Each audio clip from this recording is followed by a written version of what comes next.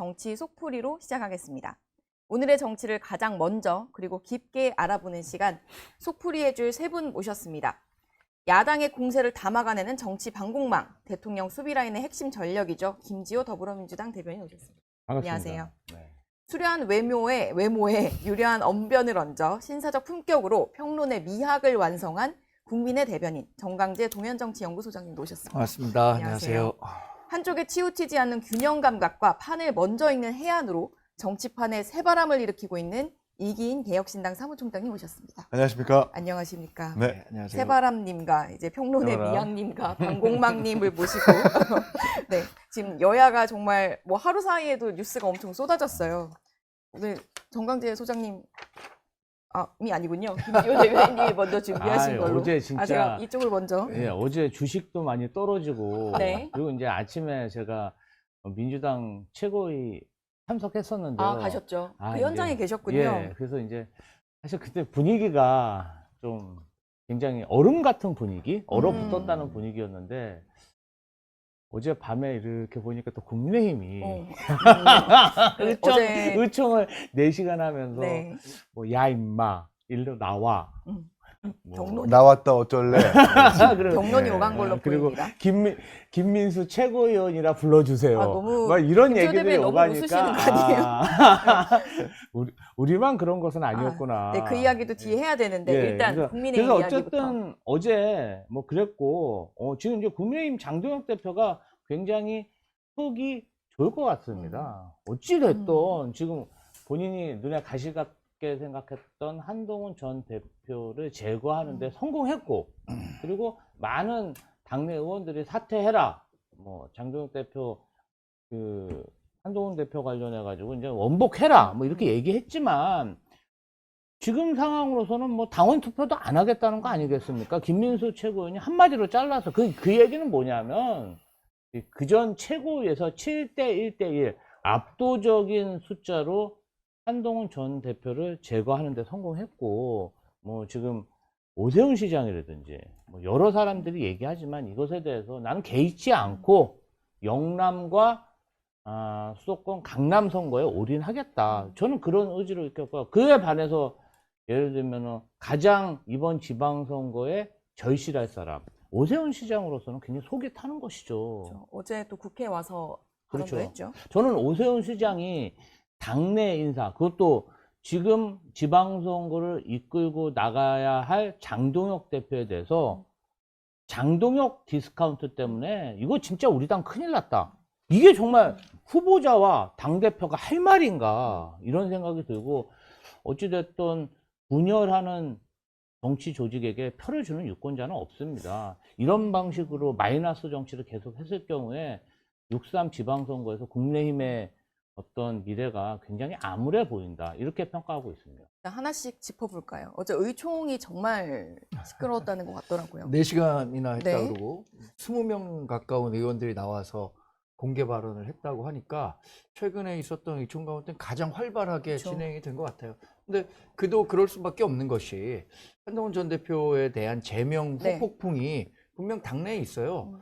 그러니까 뭐 오세훈 서울시장을 비롯해서 당장 그 지방선거를 치러야 하는 사람들 사실 뭐 경기지사 우리 후보군이 없어서 얘기를 못 하고 있지 네. 수도권에서 광역단체장에 도전하려고 한 사람들은 지금 정말 속이 아니죠. 숙검댕이라고 어제 얘기했죠. 장동혁 대표가 뭐 오세훈 시장이. 흐뭇할 거라고 뭐 얘기를 하시는데 장동혁 대표도 지금 뭐 고뇌의 밤을 보내고 있지 않겠습니까? 더군다나 교섭단체 연설 끝나면은 본인의 거취와 관련해서 또 이야기를 하겠다라고 네, 얘기했죠. 얘기를 했는데 이걸 거취와 관련해서 얘기를 하겠다고 하니까 재신임 투표를 받는 거 아닌가? 라는 얘기들이 나오고 있는 것 같아요.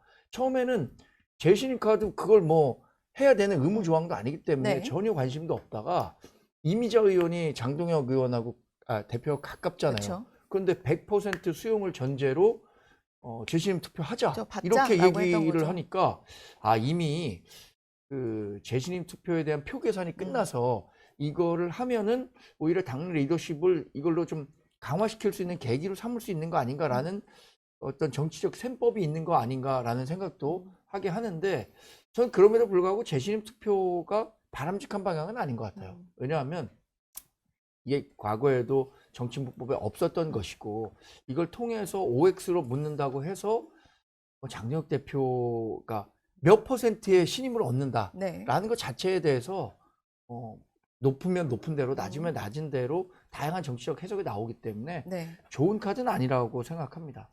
실제로 네, 의총하고 나서 경론이 벌어질 때도 있지만 어제는 뭐 실제 아까 말한 뭐 그 원외 최고위원과 네. 그 친한계 의원 간의 설전이 그대로 이제 공개됐고 지금 당사자들이 SNS에도 계속 상황을 올리는 것 그러니까요. 같더라고요. 조광한 최고위원 같은 경우에는 그래도 뭐 정성국 의원이나 그런 분들보다 다 연배도 좀 있으시고 또 인재영 입으로 들어오신 분이잖아요. 근데 그리고 역대의 의원총회들을 보면 꼭 의원만 했었던 것은 아닙니다. 그리고 조광한 최고위원 같은 경우에는 원내대표실에서 참석해달라고 요청했으니까 들어간 건데 거기다가 이른바 친한계 인사들 박정원 의원이라든지 배현진, 정성국, 한지아 의원 같은 분들이 왜 의원이 아닌 사람들이 들어와? 라든지 아니면 정성국 의원 같은 경우는 조광한 최고위원의 SNS 따르면 네. 어딜 감히 어디 의원한테 감히 라고 하는 약간 좀 뭐라 그럴까요? 갑질 같은 느낌의 이런 으름장을 좀 놨다라는 건 아니에요. 그래도 인재 영입으로 들어온 분이고 당대표가 지명직으로 최고위원까지 해주신 분인데 그런 분한테 그렇게 뭔가 훌리건처럼 해야 되나라는 좀 의문이 들고요. 저 이렇게 의원총회 보도를 보면서 결국 이런 분열은 이제 선거에서 필패하는 어떤 후가인 것은 당연한 건데 네. 오히려 친한계 인사들이 조금 더 수세에 몰리지 않을까라는 생각을 하는 왜 게 그렇게 보셨어요? 태도적으로도 그렇고 애티튜드가 뭔가 한동훈 대표와 친한계는 사실 지금 피해자 서사로 국민들한테 뭔가 순교자처럼 평가받아야 될 시기에 의원총회에서 마구 뭔가 좀 훌리건처럼 나오시는 걸 보니까 국민들이 왜 자꾸 저렇게 오바를 하지? 왜 이렇게 뭔가 질서정연하게 이의 제기를 하지? 그래도 장동혁 대표는 한동훈 대표의 어떤 징계에 있어서 당무위를 거쳐 윤리위원회를 지나서 재심 기회를 주고 최고위의 의결을 거쳐 그래서 절차적 정당성을 좀 가졌다고 생각을 하는데 어저께 의원총회에서의 문제는 모습은 재심도 싫다. IP 수사 의뢰도 싫다. 그냥 무조건 사퇴하라고 좀 일방적으로 요구하고 있는 거거든요.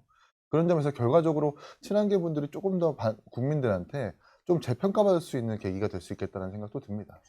그런데 네. 그 의원총회에 과거 지난주에 있었던 의원총회에서도 원외당협위원장 그것도 장동혁 대표의 의견을 적극적으로 반영하는 원외당협위원장만 참석을 하고 이번에도 최고위원 나오신 분들, 그러니까 참석하신 분들이 다 한동훈 전 대표에 대해서 기꺼이 찬성표를 던진 분들이었기 때문에 이런 분들을 의도적으로 의원총회에 모시는 것이 참석하도록 하는 네. 것이 일정 정도의 정치적 방향성을 갖고 하는 거다라는 문제 제기를 전 할 수 있을 것 같아요. 그래서 차원에서 네. 나온 얘기인데 그것을 감정적으로 부딪힐 문제는 아닌데 두 분이 좀 격앙됐다는 것 그리고 그것이 또 국민들에게 다 중계되듯이 보여지는 그렇죠. 것은 바람직한 방향은 아니죠. 그 의원총회라는 게 네. 기본적으로 국회의원들끼리 모여갖고 총회를 하는 게 맞습니다. 저 의원 그런데 총회니까요. 네. 김민수 최고위원, 조광한 최고위원은 의원은 아니지만 의원들이 당 지도부하고 소통을 해야 되잖아요. 그러면 당 지도부 자격으로 와 있는 거예요. 근데 당 지도부 자격으로 와 있는 사람한테 국회의원들이 나가라. 너는 자격이 안 된다. 너는 국회의원도 아니지 않냐. 이것은 서로 너무 맞지 않는 얘기고요. 어떤 의원총회든 당 지도부는 와서 의원들이 하는 얘기를 들어야 되는 거잖아요. 네. 그렇지 않습니까? 근데 그것조차 부정한다는 것 자체는 당내 민주주의가 갈 때까지 갔다. 저는 이렇게 보고요. 친한계가 이렇게까지 흥분하는 이유는 조정훈 의원이 이번에 인재영입위원장으로 임명이 됐어요. 그렇죠. 조정훈 의원은 민주당의 직접적인 인재 영입은 안 되지만 어찌됐든 민주당과 같이 선거를 해서 비례의원으로 된 분인데 우리 민주당 역사상 가장 실패한 인재 영입 사례라고 보고 있어요. 이분이 민주당 내 가장 김지호 비열하고 대변인이 보시는 가장 비열하고 악랄한 그러한 정치인으로 저희는 보고 있는데 이분이 사실은 지난 총선에서 한동훈 대표 선거 유세해달라고 엄청 부탁하고 조조 쫓아다녔던 분인데 딱 선거 지자마자 그 총선 백서 작성하는 과정에서 엄청난 그러한 권한을 가지고 한동훈 전 대표를 공격했습니다. 보통은 그러한 총선 백서, 어떻게 보면 역사, 사초를 쓰는 거잖아요. 이것까지 이용해서 정적을 제거하려는 그 수는 안 쓰는데, 어쨌든 이런 사람이 국민의힘의 인재영입위원장으로 임명됐다는 것 자체가, 장동혁 대표 자체가 그 태도 자체는 굉장히 좋아 보이지만, 네. 그 보이는 내용 자체는 굉장히 친한계 의원들을 몰아붙이고 고립시키고, 그러니까 지금 보이는 그런 모습들이 굉장히 위선적이다. 그래서 감정적으로 친한계 의원들이 저렇게 나올 수뿐이 없지 않았나, 이런 생각이 듭니다. 네, 제가 조금 전에 이제 정성국 의원도 SNS를 올리셨더라고요. 그 내용을 좀 소개해드리면, 일단 원외 그 지도부가 참석하는지 알림이 없었다라는 부분과, 그리고 비슷한 말씀이신데 그런 의도가 충분히 있는 거 아니냐라는 거랑, 그리고 막말을 하지 않았는데 이제 그 과정에서 조광한 최고위원이 먼저 너 나와라는 이런 도발적인 발언을 했다라는 과정을 일단 설명을 해주셨고요. 저는 의총에서 이렇게 격론이 벌어질 수는 있는데, 사실 이게 그 다음에 마무리로 가고 그 다음이 있어야 되는데, 네. 오히려 정말 분열이 너무 심하다 이런 것만 확인하고 끝난 느낌이 들어서. 홍준표 전 대구시장이 네. 이전에 좋은 말씀했습니다. 물극필반이라고, 뭐 어떤 일이든 다 그 극단의 끝에 가봐야 끝까지 가야 다시 되나요? 돌아오는 건데, 지금 그 단계에 있다고 봐요. 이미 기승전결에 이 전이라는 기간이 굉장히 길었어요. 한동훈 전 대표의 그 제명 여부를 두고 네. 이제 결말의 단계로 온 거고요. 그렇죠, 결말. 저는 이제 뭐 어쨌든 정해진 그 결말로 가고 있다고 음. 생각하기 때문에 나름대로 의미가 있다고 생각합니다. 이 시간이 해결할 문제입니다. 이긴 총장님. 이거 이제 시간 관계상 네. 이거 짧게 훨씬 재밌거든. 모습이 짧게, 이제 사라지고. 짧게 말씀드리면 짧게 하시고. 길게 해주세요, 총장님. 국민의힘의 문제는 네. 바닥인 줄 알았는데 네. 지하가 또 있더라. 지하가. 끝인 하지만 줄 결말이다. 알았는데 아니 그러나 이제 끝에 끝이 또 있더라. 지하도 네. 층이 정해져 있어요. 그래요.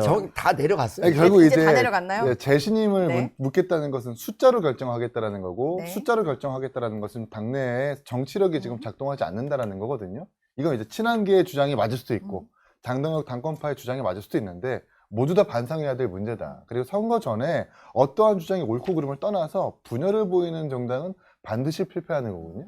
역사의 그 만고의 진리를 다시 한번 상기했으면 좋겠다는 생각이 듭니다. 이거 소개 문구에 한쪽에 치우치지 네. 않는 균형 네. 감각 얘기하니까 양쪽 다 까네. 그럼 양쪽 이제 다 칭찬해 줄 수도 있는데 이긴 네? 총장의 별명이 모두 깎기예요. 모두 가기. 이제 두 번째로 그럼 가볼까요? 네. 네, 정청래 민주당 대표. 네. 혹시 나세르라고 아세요? 이집트의 군부 쿠데타를 했던 사람인데 네. 김종필 전 총리가 네. 1961년에 박정희 당시의 소장과 5.16 군사 쿠데타의 동지이자 상관으로 그 박정희 대통령을 만들었습니다. 68년까지 잘 지냈어요. 네. 정권 2인자로. 68년에 박정희 대통령이 김종필 총리를 당시 중앙정보부장인가 그랬는데 숙청합니다. 그러니까 권력에서 일선에 물러나게 해요. 네. 그때 김종필 총리가 박정희 전 대통령을 찾아가고 뭐라 그러냐면, 제가 나세르입니까? 이랬어요. 이집트에서도 나세르가 본인의 상관을 대통령으로 만든 이후에 다시 한번 쿠데타를 네. 통해서 대통령이 되거든요. 지금 정청래 민주당 대표가 이재명 대통령 찾아가서 제가 나세르입니까?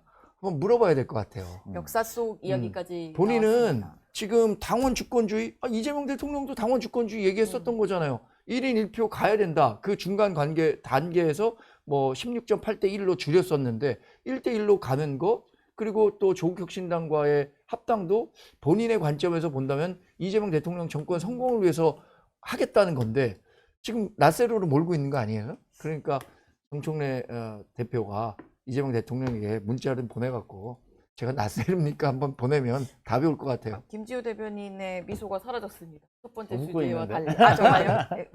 이제 어제 네. 어제 최고위 최고의 분위기가 네. 사실은 전해주세요. 뭐 너무나 낯설었죠. 이 발언하는 내용도 사실 면전에서 그렇게 하기 쉽지가 않은데. 낯설었고, 네. 이제 표정이나 눈초리도 실제로 이게 현장에 참 있었던 분들 현장에 있는 많은 정무직 당직자들이 눈을 감고 있거나 아이고 이렇게 한숨 쉬는 목소리도 많이 하고, 어찌됐든 저희 민주당은 과거에 굉장히 당내 분쟁이 많았고, 그래서 공개적인 석상에서는 우리 동지들 간에 서로에 대한 어떤 비난을 굉장히 네. 금기시하고 자제해 왔는데, 이번에 총선을 앞두고 아니 지방선거를 앞두고 조국 혁신당과의 이 합당 관련해서는 확실한 의견차, 노선 투쟁이 일어난 것 같아요. 결국은 당 주류에서는 네. 선거는 구도다. 근데 이 지방선거에서 뭐 3에서 5% 정도의 득표율도 굉장히 의미심장하고 그렇죠. 수도권이나 PK 지역에서 확실한 성공을 담보하려면 네. 조국 혁신당과의 합당이 필수적이다. 왜 이런 말도 있잖아요. 분열하는 정치 조직에는 표를 주는 그런 유권자는 없다. 우리가 국민의힘이 저렇게 분열하고 있을 때 조국 혁신당도 껴안아서 우리가 이번에 확실하게 승리해가지고 네. 이재명 대통령의 국정에 좀 도움이 되자. 이런 생각을 가지신 분들이 지금 이제 당권을 가지고 계신 분들이고, 이제 반면에, 아니, 지금 이재명 대통령의 국정 운영 지지율이 고공행진을 보이고 있기 때문에 이재명 마케팅으로 해도 충분히 이번 지방선거에서 이길 수 있다. 네. 지금 조국 혁신당과의 합당을 추진하다가 네. 오히려 우리들끼리 싸우면은 정말 이거 진짜 이게 좋은 방향이 아니지 않냐. 우리끼리 분열하면 안 된다. 이제 이런 서로 간의 생각의 차이, 노선 투쟁에 꽝 부딪히는 그런 상황이라고 보고요. 어찌 됐든 어제 이제 마지막에 이러한 모든 사항 분열에 대해서 정청래 대표가 이런 말씀을 하셨어요.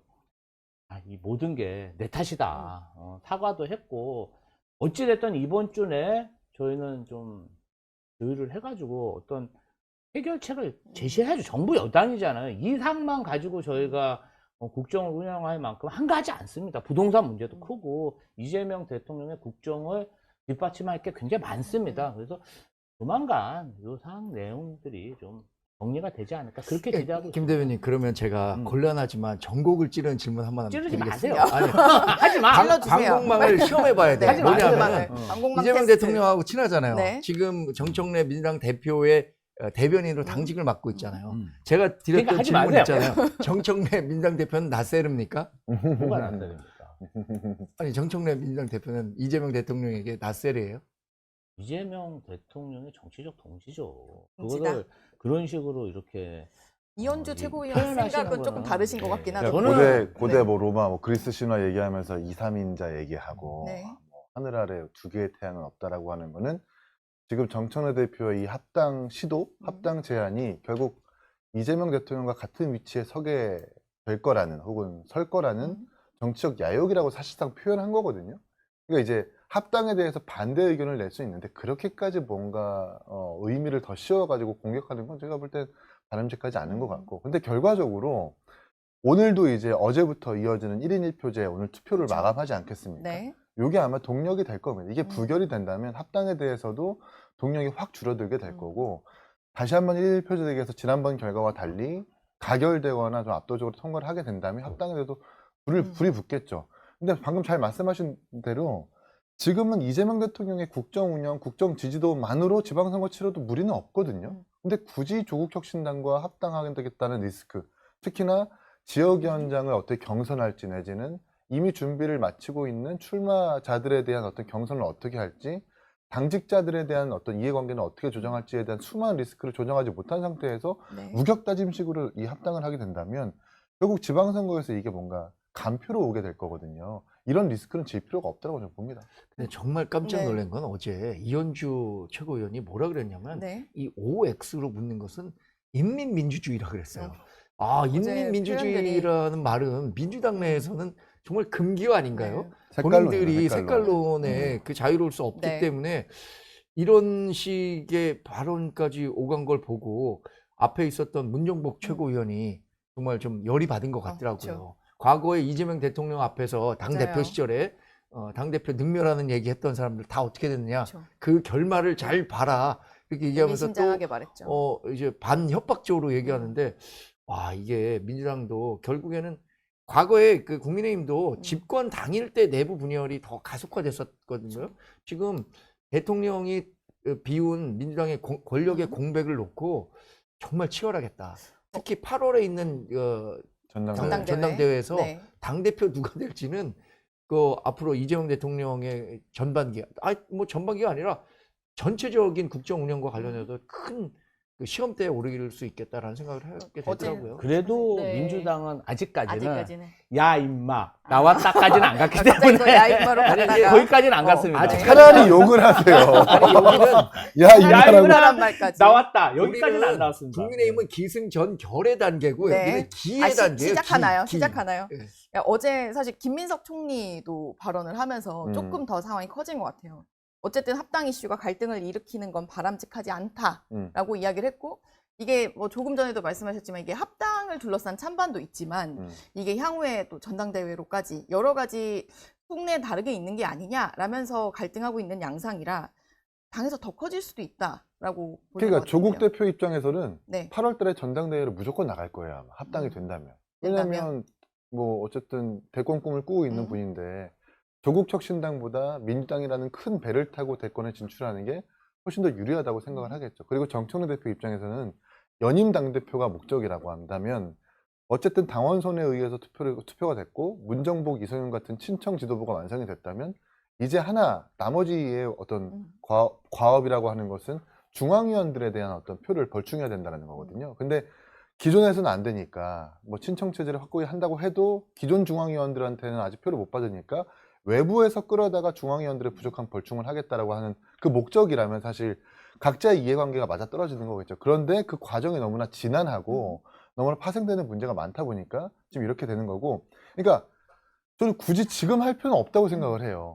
내가 사고 싶은 물건이 있어요. 근데 그게 곧 있으면 박앤세일을 앞두고 있어요. 네. 조금만 기다리면 반값에 살 수 있는데 나의 인내심이 어떤 부족해서 조급증 때문에 당장 사겠다고 하면 제값 주거나 바가지 쓰는 거거든요. 이 정청래 대표가 딱 지금 그런 격입니다. 지방선거 이후에 직후에 합당을 추진해도 무리가 없는데 굳이 지방선거 직전에 예비후보 등록 열흘 전에 이렇게 무리하게 추진한다는 것이 문제가 더 커진다는 증거겠죠. 정청래 대표는 당원 투표로 의견을 묻자라는 입장인 것 같은데 물러서지 않을 거라고 보시나요?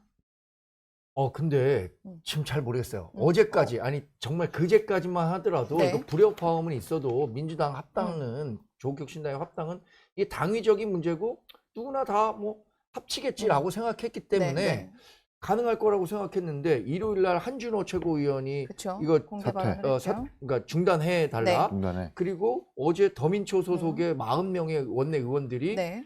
중단해라 이런 얘기를 하니까 이게 일반 당원의 표심에도 영향을 미칠 수 있지 않을까? 근데 사실 민주당 지지자만 놓고 보면은 그 합당에 대해서 찬성하는 여론이 꽤 높았단 말이에요. 네, 그랬죠. 조사 결과. 그런데 지금 뭐 당원 주권주의를 얘기하면서 반대로 의원들은 당원들의 의견을 여하튼 본인들이 원하는 방향으로 끌어당기려고 노력하고 있단 말이에요. 네. 이게 시간이 갈수록 일정 정도 영향을 줄 수 있겠다. 더군다나 대통령실, 그러니까 청와대는 침묵하고 있지만 네. 청와대 메신저들이라고 하는 사람, 김미석 총리나 뭐 한준호 최고위원이나 자꾸 이런 식의 얘기를 하니까 당원들의 표심에도 영향을 줄 수 있겠다. 그러면 정청래 민주당 대표가 정말로 밀어붙였을 때 통과될 거냐? 이거 자신할 수 없으면 붙일 수 없을 것 같거든요. 1인 1표제 같은 경우는 자신할 수 있으니까 밀어붙였는데 네. 뭐 상황 좀 가변적인 것 같아요. 가변적이다. 이제 방공망님이 이제 향후 어떻게 될까요? 지금 이번 주에 뭐 박지원 의원이 이제 중진 만나달라, 대표가 이제 중재를 해달라라는 이야기를 하는 것 같은데요. 의견 수렴을 하자. 아니 우리가 뭐 정치를 하는 거잖아요. 근데 전당원 투표 같은 경우는 사실은 숫자로 결정을 네. 내자 이 얘기예요. 그렇죠, 결정하자는 다수결로 거죠. 결정을 하자. 그러면 하자는 이제 거죠, 결국은. 이게 합당을 하는 이유 자체가 어찌 보면은 선거에 승리하기 위함인데 네. 이 전당원 투표를 통해서 누가 이긴들 어떤 사람의 손을 들어주든 네.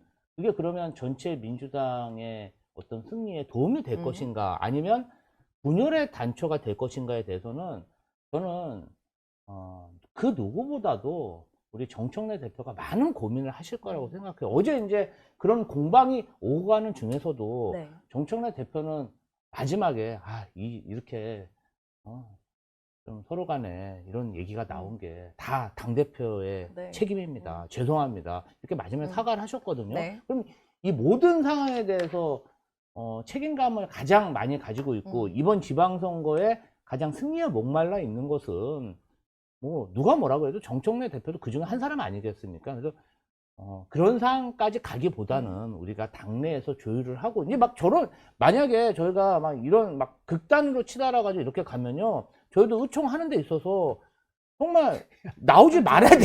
야, 임마, 나왔다. 이러면 우리 당원들이 의총이 벌어질 수 어제도 있죠. 많은 당원들과 당직자들이 속으로 많이 울었어요. 우리는 그런 정당이 아니다. 우리가 힘들게 만든 전통을 이렇게 하면 안 된다. 이런 마음속을 가지고 있거든요. 그래서 말을 굉장히 조심해요, 저희도. 그래서 네. 잘 이번 주 내에 이번 주 내에 지도부에서 잘 조율이 됐으면 합니다. 다음 주에 우리가 만났을 땐 이제 뭔가 정리된 이야기를 네네. 할 수 있을 결국 거라는. 합당 파기가 되었는데요. 네. 뭐 이런 뉴스가 나오고 있죠. 근데 민주당이나 국민의힘이나 이 OX로 네. 선택 한번 해보자라고 네. 하는 것에 대해서는 좀 부담스러운 것 같아요. 여기도 그쵸. 그렇고. 그럼요. 우리도 국민의힘도 그렇고. 그렇고 예. 이제 당동익 대표와 정청래 대표가 이제 어떻게 풀어가느냐인데 세 번째 주제로 그럼 자연스럽게 넘어가 볼까요, 총장님? 네, 어제 네. 이재명 대통령께서 망국적 투기 세력이라고 표현까지 하면서 부동산 대책에 대해서 호통을 하셨는데, 네. 글쎄요, 저는 어쨌든 크게 두 가지잖아요. 작년에 97 부동산 공급 대책에 이어서 129 대책으로 140만 호를 2033년까지 착공시키겠다는 게 첫 번째인 거고, 두 번째는 이제 발표했죠.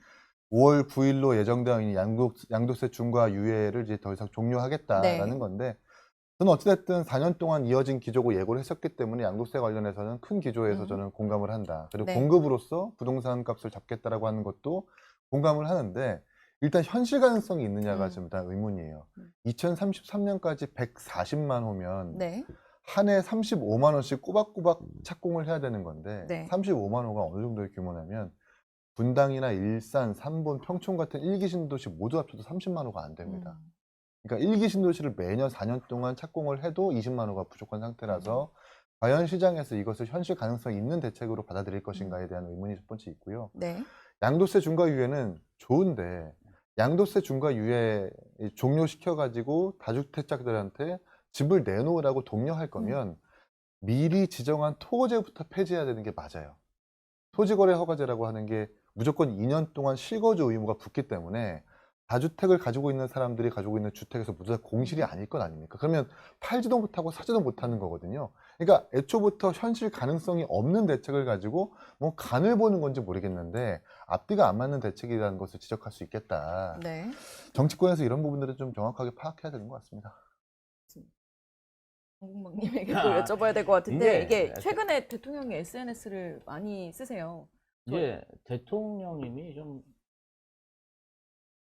앞으로 남은 임기 4년 동안 네. 부동산 정책 관련해서 이제 로드맵을 제시했다고 생각해요. 저는 기본적으로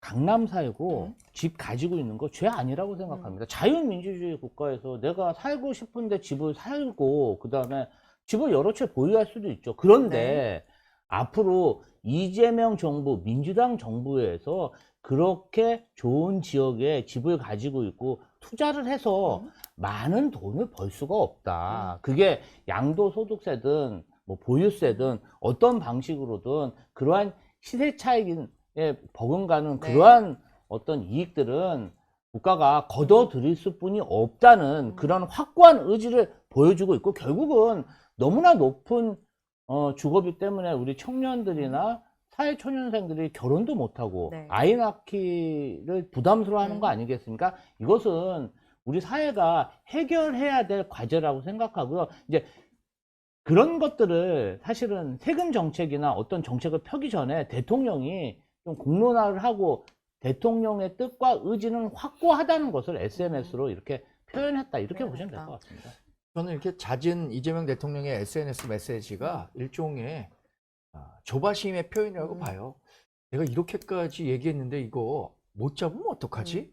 이러니까 계속 거기에 꽂혀갖고 메시지를 내고 있는데 이게 그렇게 쉬운 문제가 아니잖아요. 그리고 뭐 이번에 내놓은 서울 일대에 6만 호 내겠다는 거 있잖아요. 네. 그것도 민간 부문의 공급은 굉장히 제한적이고 공공 부문의 임대주택을 하겠다는 건데 네. 지금 시장이 요구하는 것과 공급하려고 하는 것 간의 괴리가 너무 커요. 시장에서 원하는 것은 새 아파트, 민간이 제공하는 좋은 아파트 여기를 사겠다는 건데 공공 아파트 이 정도로 공공 부문이 주도해 갖고 하는 것 갖고는 시장 기대치를 맞추기가 어렵습니다. 사실 민간이 90% 공급하고 공공이 10% 공급하는데 지금 공공이 50% 공급하는 걸 내놓고 있어요. 네. 민간 부문이 어떻게 잘 공급할 수 있는지에 대해서는 규제로 막아놓고 공공 부문만 해갖고 집값 잡겠다는 것은 지난 2020년에 문재인 대통령이 완벽하게 실패했던 거 그대로 답습하는 거고, 아까 이기인 총장님 말씀 잘하셨는데 5월 9일까지 팔라면서요. 근데 팔려면은 살 수 있는 사람들의 저변을 확대해 줘야 되는데 네. 토지거래 허가구역 때문에 대출 안 되죠. 2년 살아야 되죠. 실거주해야 되죠. 그러니까 내가 정말 사고 싶고 팔고 싶은 사람이 있음에도 불구하고 거래가 성사될 수 없는 시장 환경이 있단 말이에요. 이거를 해결하지 않고 그때까지 안 팔면 두고 봐라. 이런 식의 하는 거는 저는 또 다른 포퓰리즘이라고 야, 봅니다. 아주 짧게 네, 덧붙이면 네, 짧게요. 그러니까 국민들한테 다주택을 보유하고 있는 국민들한테 주택을 팔라고 하기 전에 네. 이미 168명의 민주당 의원 중에 25명의 의원들이 다주택을 보유하고 있고 청와대 참모 56명 중에 12명이나 복수의 주택을 보유하고 있습니다. 국민들한테 팔려고 얘기하기 전에 먼저 솔선수범을 보이는 게 네. 좋을 것 같고 그래야 국민들의 마음도 동할 것이다. 지난주에 지난주에 말씀하셨죠. 다주택 다주택자의 양도세 중과를 유예를 중단한다는 게 그게 집을 팔라는 얘기입니까? 아니 그러면 저는 대통령은 이건 팔라고. 좀 잘못된 생각이라고 생각해요. 공직자든 누구든 세금을 내야죠. 결국은 야당에서 하는 불법하게 얘기는 세금을 내면 된다. 양도세 그러면 그냥 중과하지 말자는 얘기잖아요. 그러면 이러한 그냥 시세 차익이나 이런 것을 그러면 다주택자한테 몰아주자는 얘기를 해야 되는데 마치 정부가 집을 팔라고 얘기하는 것처럼 얘기하시는데요. 집을 가지고 계셔도 되고요. 근데 가지고 계신 대신 세금은 내야 된다. 저는 그건 합리적인 정부의 정책이라고 생각합니다. 지난주에 네, 제가 말씀하셨던 게 지난주에 기억나네요. 이재명 대통령 네. 집 이제 실거주 파실 거냐? 요건을 이렇게. 충족하고 있지 못하니까 파시는 게 좋겠다라고 했는데 장동혁 대표가 또 제 이야기를 받아서 네, 그랬더라고요. 파시라고 바로 얘기하셨더라고요. 알겠습니다. 근데 꼭 팔아야 된다는 건 아니라고 합니다. 네. 근데 알겠습니다. 대통령은 팔라고 얘기하고 있고요. 네. 일단 속풀이는 여기까지 하겠습니다. 오늘 세 분 감사합니다. 네, 감사합니다.